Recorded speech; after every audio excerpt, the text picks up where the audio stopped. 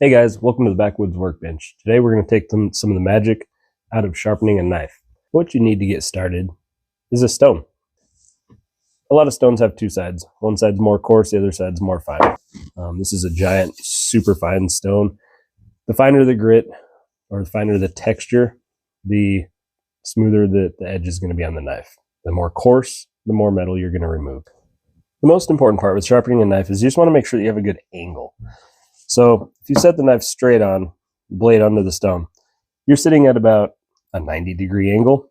And if you start sliding your knife back and forth, that does you absolutely no favors. You are not sharpening the edge, you're making it more dull.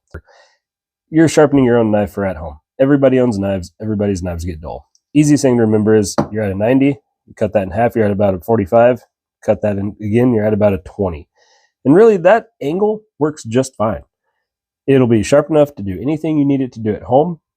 So again, 90, half a 90 is 45, half a 45 is 22 and a half. And I can assure you, I don't have my angle so dialed in that I know I'm there at a half a degree. The last thing that you need is some form of a lubricant for the stone. If you're just grinding the knife on the stone, you're going to fill the pores real fast, and it's not going to do as good of a job. Here, I got water. So we're going to put the stone in and submerge it and let it sit for a little bit. Now, the general rule on this is when you don't see bubbles coming out of the stone, you're in a good working spot, but you're going to add little drops of water as you go. On the coarse side of the stone, you're going to hold that angle, and you're going to slide forward and back. That's all you have to do.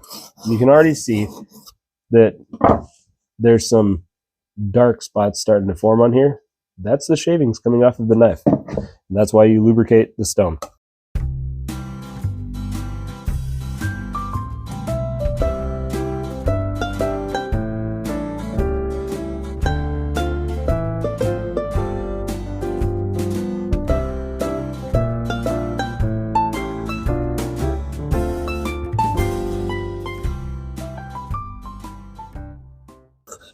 And so you can see this kind of mud forming here. It's called a slurry. That is exactly what you're looking for. And after a handful of passes, overall it's catching my fingerprints pretty consistently. We'll flip it over to the finer side.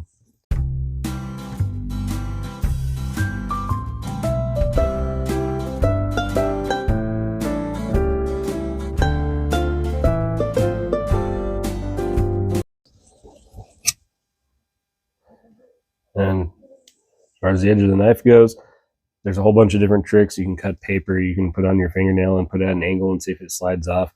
You can just feel if it pulls your fingerprint. You can clean the edge and see if light reflects off of the edge. A sharp knife really shouldn't have light shine off of the edge of the blade. And so that's all there is to it. Now we'll kind of sharpen it backwards like this. Same angle. Just going the other way. This helps remove that piece I was telling you about, the burrs where it rolls over the edge. You have a sharp knife. I'm just going to wipe the edge off gently. Don't cut yourself. You can tell when you've consistently and uniformly polished the edge of it. You'll have the same nice shiny metal. This is a carbon steel knife. And so it takes a patina, which means it darkens the metal. And now it's all nice and shiny, and it's got a nice pull on it. And that's all there is to it. Knife is sharpened. You can take it further. You can run it on smoother and smoother stones. It's really not necessary. This will do all the cutting I need. So, thank you guys.